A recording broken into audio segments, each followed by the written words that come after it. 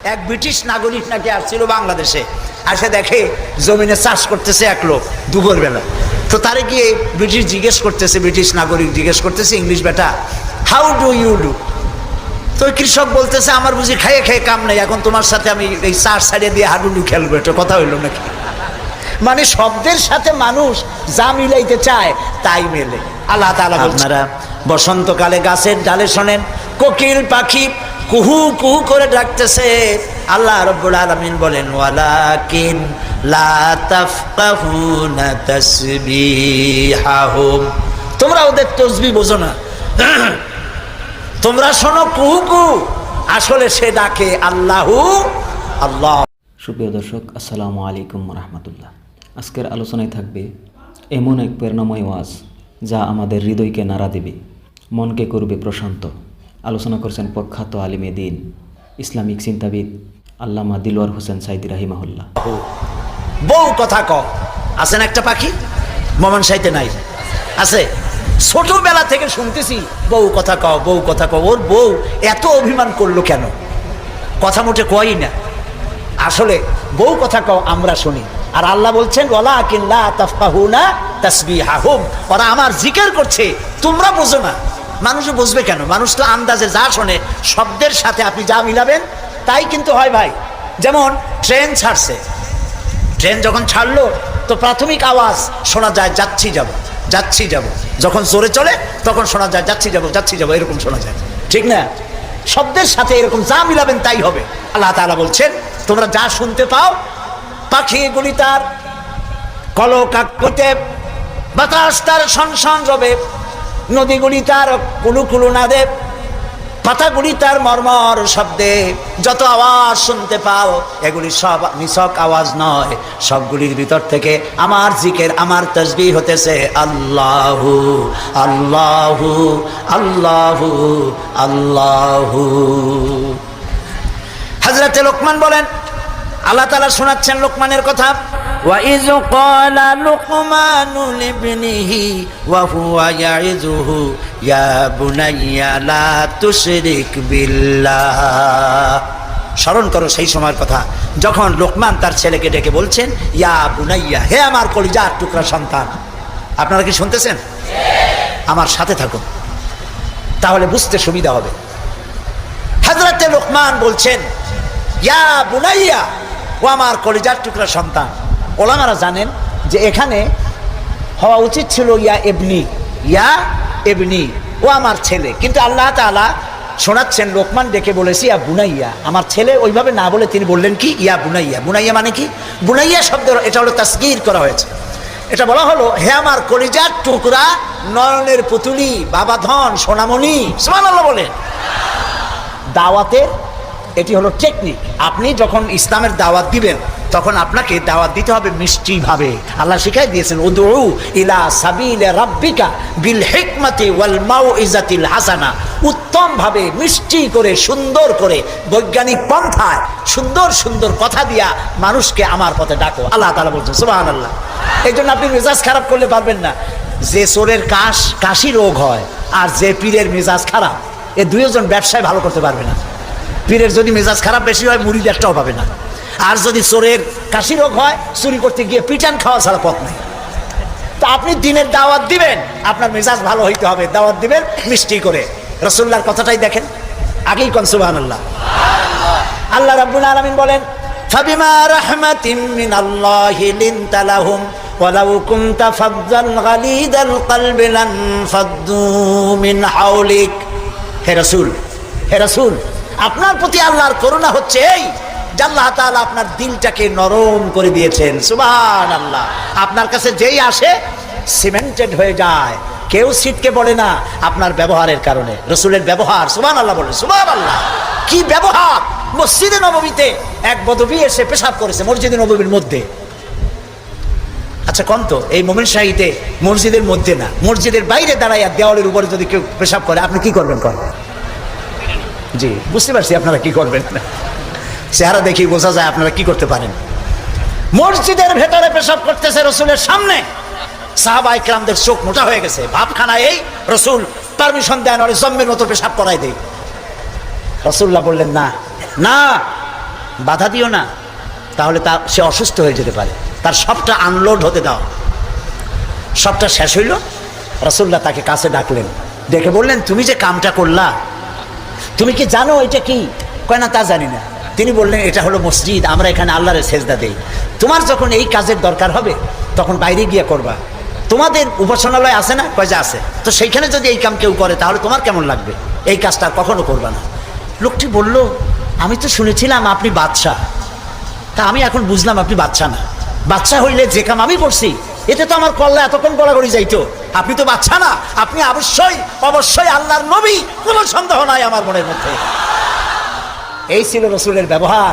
রাসূলুল্লাহ সাহাবীদের দিকে তাকায় বললেন, ইন্নামা বুইসতুম মুয়াসসিরিন, ও সাহাবীরা, আল্লাহ তোমাদেরকে পাঠাইছেন মানুষের কাছে দ্বীনকে সহজ করার জন্য, কঠিন করার জন্য নয়। রাসূলুল্লাহ যখন দাওয়াতের লোক পাঠাতেন বলতেন, ইয়াসসিরু ওয়ালা তুআসসিরু, মানুষকে সহজ করে দ্বীন বুঝাও, কঠিন করে বুঝায়ও না। বাশশিরু ওয়ালা তুনাফিরু, বেহেশতের খবর দিয়া মানুষকে দ্বীনের পথে ডাকো। জাহান্নাম, এটা করলে জাহান্নাম, সেটা করলে জাহান্নামের ভয় দেখিয়ে মানুষকে দ্বীনের রাস্তা থেকে সরিয়ে দিও না। সুবহানাল্লাহ। এই ছিল রসুলের ব্যবহার। তাই মানুষকে দাওয়াত দেওয়ার সময় টেকনিকটা, লোকমানের দাওয়াত ছেলের প্রতি আল্লাহ কত পছন্দ করেছেন। তিনি ডেকে বলছেন, ইয়া বুনাইয়া, ও আমার কলিজার টুকরা, আমার বাবা। আপনি নিজে আছে না মোমেন সাহিত্যে এমন বখাটে ছেলে, মাথায় উল্লুকের মতো চুল, হাতে ভাল্লুকের মতো নখ, গলায় সোনার সেন, এরকম মোমেন সাহিত্যে নাও থাকতে পারে। কিছু পোলাপান আছে মাথায় চুল রাখিয়া একটা কেমন ভাব, তারপরে গলায় মোটা সোনার চেন, পৌষ মাসের শীতেও সামনের 2-3টে বোতাম খুলে থই, লোকেরা যেন বোঝে উনি একখান কিছু ঝুলাইছে। এইরকম ছেলেকে যদি আপনি তো রাগ করে আছেন, ছেলে আপনার কথা শোনে না, যদি ভাত খাওয়ার সময় ডাকেন, সোনামণি, বাবা, কলিজার টুকরা, নয়নের পুতুলি, আব্বু, একটু কাছে আয়।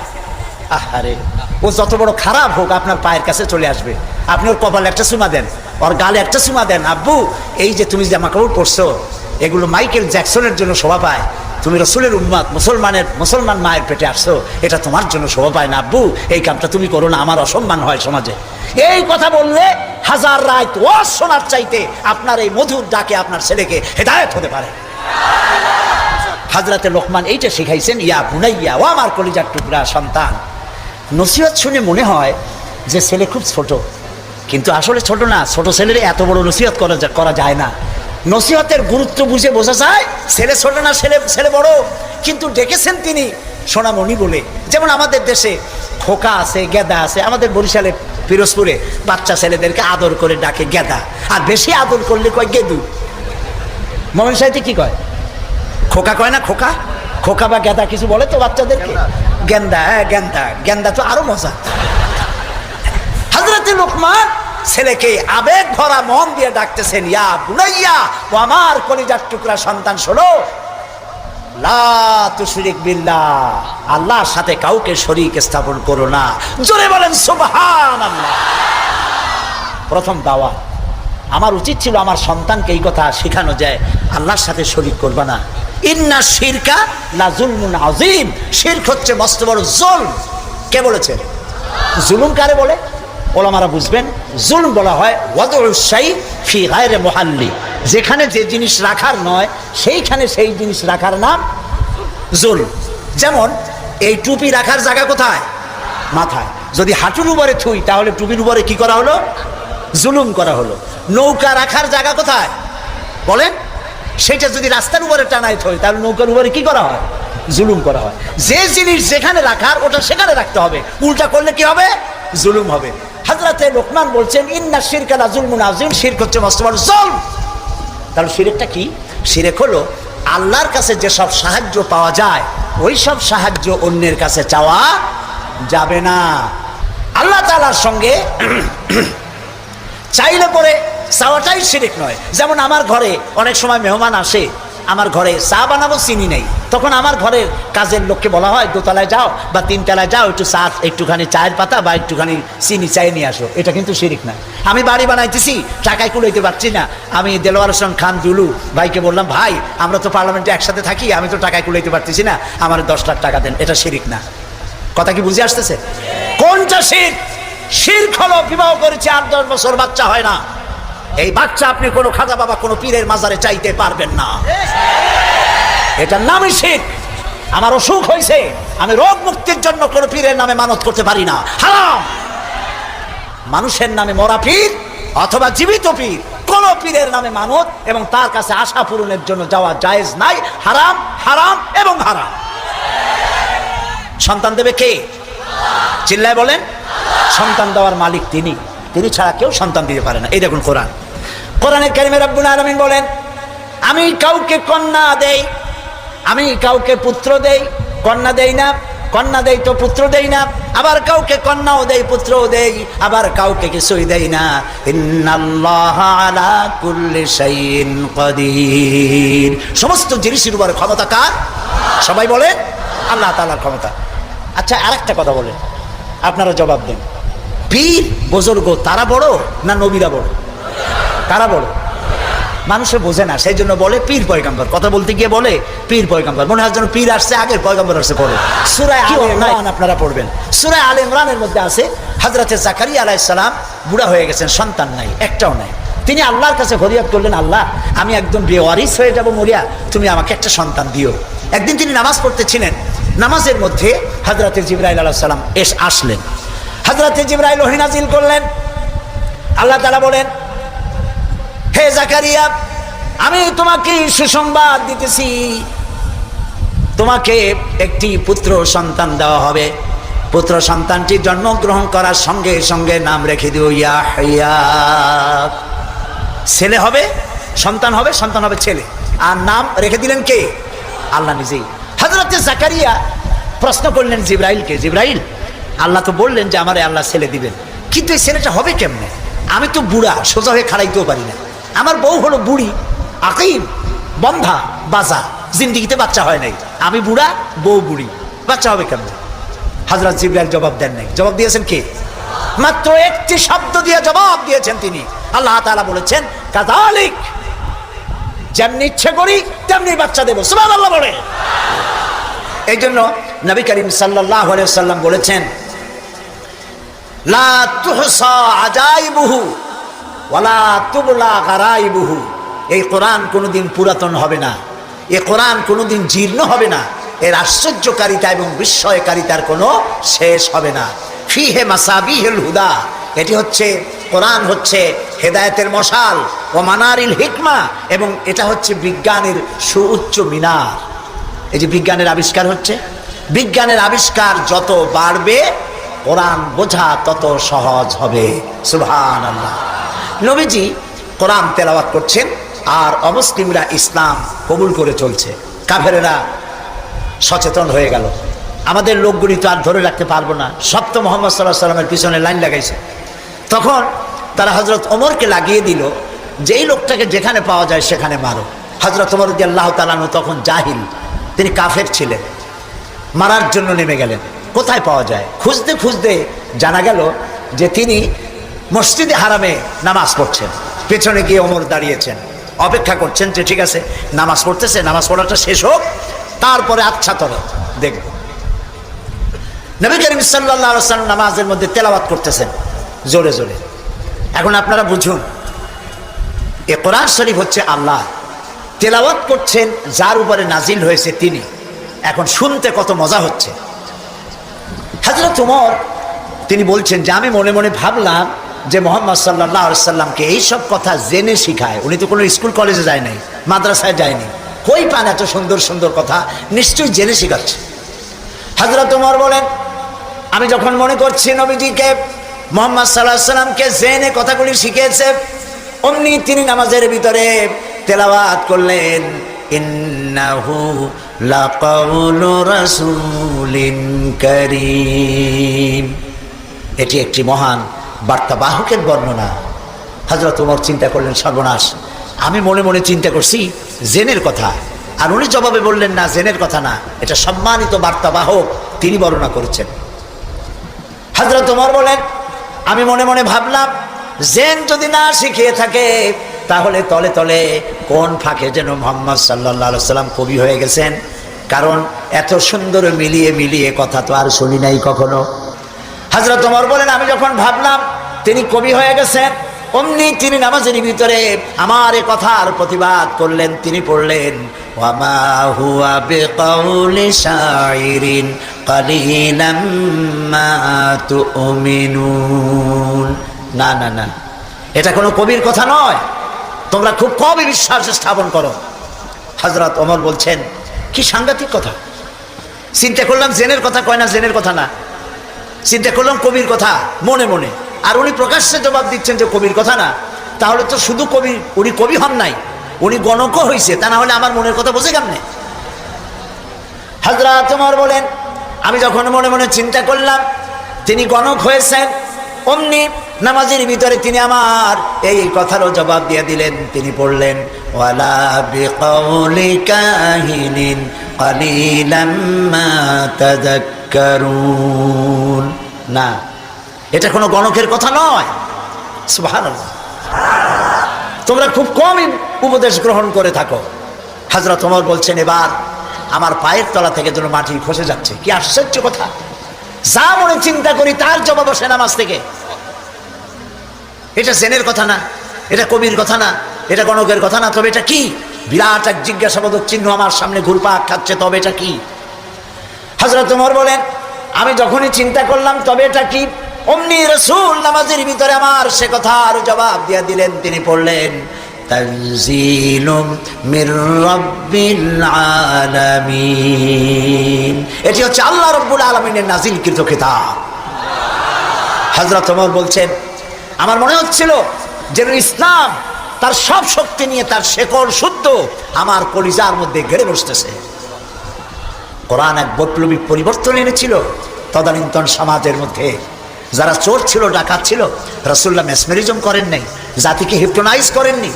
গোটা জাতি চোর, ডাকাত, জেনাকার, বদমাশ, সন্ত্রাসী, সুদখোর, গোটা জাতির মধ্যে একটি বিরাট পরিবর্তন এসে গেল। যারা ছিল চোর, যারা ছিল ডাকাত, তারা মানুষের সম্পদের পাহারাদার হয়ে গেল। সুবহানাল্লাহ বলবেন না? যারা নারীর সতীত্বের জম ছিল তারা নারীর সতীত্বের সংরক্ষণকারী হয়ে গেল। যারা যারা সুদভিত্তিক অর্থনীতি দিয়ে গোটা সমাজের সম্পদকে কক্ষিগত করেছিল, তারা কোরআনের সংস্পর্শে এসে সারা জীবনের সঞ্চিত সব সম্পদ অবারিত উন্মুক্ত হস্তে গরিব জনসাধারণের জন্য দুহাতে বিলাই দিতে লাগলো। এই যে বিরাট পরিবর্তন আসলো, সেই পরিবর্তন আনার পেছনে কাজ করেছে যে কিতাবখানা, সেই কিতাবের নাম কোরআন। বলেন জোরে, কোরআন। এই কোরআন শরীফকে আল্লাহ তাআলা হেফাজত করার দায়িত্ব নিয়েছেন। বেদ বলেন, বাইবেল বলেন, সমস্ত ধর্মীয় পুস্তকগুলি উল্টাপাল্টা হয়ে গিয়েছে, কোনোটার অরিজিনালিটি নাই। আপনি চ্যালেঞ্জ করতে পারেন বুক ফুলাইয়া, বর্তমান বিশ্বে খ্রিস্টানদের কাছে যে বাইবেল আছে, লুক, যোহন, মার্ক, মথি, scripture, new testament, old testament বলতে যা কিছু বুঝায়, ওদের কাছে আল্লাহর কিতাব বলে তারা যে দাবি করে, চ্যালেঞ্জ হয়েছে বর্তমান যুগে খ্রিস্টানদের কাছে যে বাইবেল আছে এর মধ্যে একটি ওয়ার্ডও আল্লাহর নয়, সব তাদের বানানো। এই চ্যালেঞ্জের মোকাবেলা খ্রিস্টান জগৎ করতে পারে নাই। কিন্তু কোরআন শরীফ সম্পর্কে এই কথা কেউ বলতে পারবে না যে একটি অক্ষরও মানুষের তৈরি করা। সুবহানাল্লাহ। এটিকে হেফাজত করেছেন কে? সেটা কি? সেটা হলো আলমারিতে নয়, সিন্ধুকে নয়, ব্যাংকের লকারে নয়, মানুষের মেমোরির ভিতরে, কলিজার মধ্যে, ব্রেনের মধ্যে আল্লাহ পাক কোরআনকে হেফাজত করে দিয়েছেন। এমন জায়গায় রেখেছেন যেখান থেকে ফাঙ্গাস পড়ার অথবা পোকামাকড় ঢুকে, তেলা পোকা, উই পোকা, সার পোকা ঢুকে নষ্ট করবে এমন কোনো সম্ভাবনা নাই। চুরি হবে, ডাকাতি হবে, পরিবর্তন হবে এমন কোনো সুযোগ নাই। কোরআন মানুষকে মুখস্থ করা আল্লাহ সহজ করেছেন। সুবহানাল্লাহ। সূরা কামার, সূরা কামারের মধ্যে আল্লাহ রাব্বুল আলামিন 4 বার বলেছেন ওয়ালাকাদ ইয়াসসারনাল কুরআনা লিযিকর ফাহাল মিন মুদ্দাকির। অবশ্যই কোরআন মুখস্থ করার জন্য আর বোঝার জন্য আমি আল্লাহ মানুষের কাছে সহজ করে দিয়েছি। সুবহানাল্লাহ। মানুষ এখন মুখস্থ করতেছে। কোরআন যারা মুখস্থ করছে তাদের সংখ্যা, এক জরিপে জানা গেছে সারা পৃথিবীতে কোরআন যারা মুখস্থ করেছে তাদের সংখ্যা 5 কোটি ছাড়াই গেছে। ময়মনসিংহে হাফেজ নাই, আছে সর্বত্র। সেবার লন্ডনে এক মাদ্রাসায় আমাকে দাওয়াত করা হলো, হেফজোখানা। যারা মুখস্থ করেছে কোরআন তাদের মাথায় পাগড়ি পরাবার জন্য। এখন মাদ্রাসা মুখস্থ করা, কোরআন মুখস্থ করার মাদ্রাসা লন্ডনে হয়েছে, আলহামদুলিল্লাহ। কোন ইসলাম ডুবাই দেবো, মিটাই দেবো, যতই চিল্লা, এটা বন্ধ করার ক্ষমতা পৃথিবীর কোনো মানুষের নাই। এটা বন্ধ করার ক্ষমতা বুশের নাই, বুশের বাবেরও নাই। সুবহানাল্লাহ বলে। প্রিয় ভাই সব, সেই ইংল্যান্ডে আজ আর নাই। যে ইংল্যান্ডে এখন থেকে 150 বছর আগে মাত্র একটা মসজিদ ছিল, সেই ইংল্যান্ডে এখন মসজিদের সংখ্যা 8000 ছাড়াই গেছে। কেমনে বন্ধ করবা ইসলাম? ফেরাউন যত চেষ্টা করছে মুসারে আসতে দেবে না। আল্লাহ মুসা আলাইহিস সালাম নিয়ে ফেরাউনের ঘরেই লালন পালন করছে, ঠিক কিনা? তো সেই মাদ্রাসার ছাত্রদেরকে মাথায় পাগড়ি পড়াতে পড়াতে 10-12 দিন ছেলে, ছোট্ট একটা ছেলে আসছে, এতটুকু স্যার। আমি জিজ্ঞেস করলাম এ কি? আমি মনে করছি সে বোধহয় আন্দাজে আসছে পাগড়ি নেওয়ার জন্য। তাই বললাম এ কি? বলে যে এর মাথায় তো পাগড়ি দিবেন কেন? কয় যত হাবেস। আশ্চর্য, কত বয়স কত? কয় 7-7.5 বছর হবে। সুবহানাল্লাহ, আমার চোখে পানি এসে গেল। আমার কাছে মনে হলো যেন আল্লাহ তাআলা প্রশান্ত মহাসাগরকে একটা ঝিনুকের মধ্যে আল্লাহ তাআলা ঢুকাই দিয়েছে। কোরআনের হেফাজতের মালিক কে? আরো জোরে বলুন। তিনি হেফাজতের দায়িত্ব নিয়েছেন। এখন এই কোরআন থেকে আমি কিছু কথা আলোচনা করতে চাই স্বল্প সময়ের মধ্যে। আলোচনা করব সেই জায়গা দিয়ে, যেই জায়গাটি থেকে আলোচনা করলে পরে আমাদের আকীদা দুরস্ত হয়ে যাবে। আল্লাহ তো সংখ্যা বেশি চান না, আল্লাহ চান কোয়ালিটি। কোয়ান্টিটির প্রয়োজন না, কোয়ালিটির প্রয়োজন। 313 জন মুসলমান দিয়ে যা হয়েছে, আজকে পৃথিবীতে 150 কোটি মুসলমান দিয়ে তা হচ্ছে না, ঠিক কিনা বলেন? সত্য কিনা? এমন সময় তো ছিল যখন মুসলমানেরা একটা খেজুর ছিঁড়ে ছিঁড়ে 8-10 জন দাঁতে লাগাইয়া চাবাইছে। 1 গ্লাস পানি অনেকজন মানুষের ঠোঁট ভিজিয়ে তারপরে লড়াই করেছেন। এরপরে গোটা পৃথিবীর অর্ধেকটা পৃথিবী মুসলমানদের পায়ের উপরে চুমো খেয়েছে। আজ মুসলমানের সংখ্যা বেড়েছে কিন্তু কোয়ালিটি বাড়ে নাই। কোয়ালিটি বাড়াবার জন্য ফাউন্ডেশন হচ্ছে তাওহীদ, তাওহীদে বিশ্বাস, শিরক থেকে বাঁচা আর তাওহীদে বিশ্বাস স্থাপন করা। এই আকীদা যদি মজবুত না হয় তাহলে আমাদের সংখ্যা যতই বাড়ুক, কাফের এবং দুশমনদের সামনে আমরা হেয় প্রতিপন্ন, লাঞ্ছিত হতে বাধ্য হব। সেই জন্য আমি আপনাদের সামনে একটি জায়গা থেকে আলোচনা করতে চাই। তার আগে শয়তানের ওয়াসওয়াসা থেকে পানাহ চেয়ে নিতে হবে, কারণ শয়তান চায় না যে আমরা আল্লাহর কথা শুনি। শয়তান কি চায়? সেই জন্য আল্লাহ তাআলা বলেছেন কোরআন তেলাওয়াতের সময় শয়তানের ওয়াসওয়াসা থেকে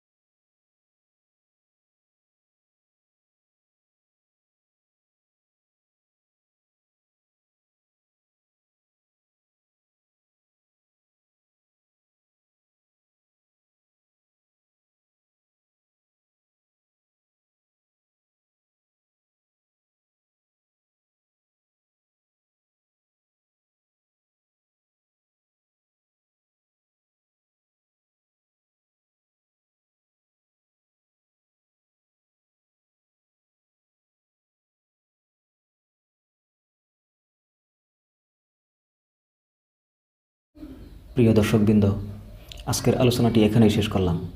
আশা করি আপনাদের হৃদয়ে স্পর্শ করেছে এই ওয়াজটি। নিয়মিত এমন আলোচনা পেতে আমাদের সাথেই থাকুন। আল্লাহ হাফেজ। আসসালামু আলাইকুম রহমতুল্লাহ।